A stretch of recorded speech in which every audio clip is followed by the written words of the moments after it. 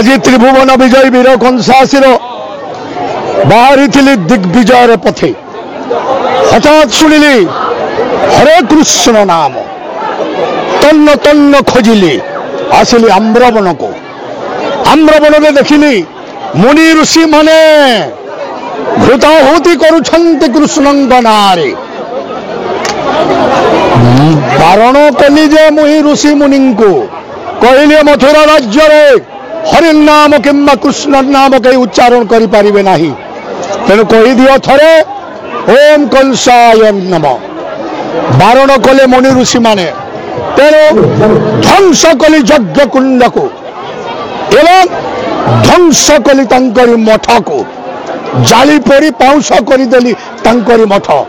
एवं समस्त बंदी करी ले जाऊँगी राज दरबार कहीं मुनि ऋषि मान अत्याचार कली जानिच मुनि ऋषि माने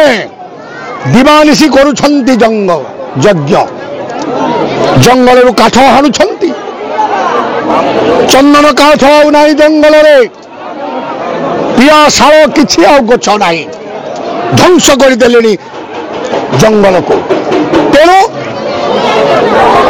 से मुनि ऋषि मान अत्याचार कल मथुरापुरवासी आबाल वृद्ध वनिता शुणी रख सर्वे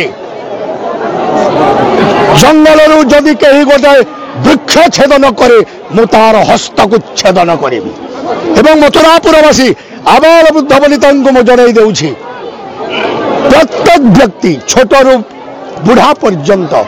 समस्ते गोटे गोटे वृक्षारोपण करंतु एवं शरीर सुस्थ रखंतु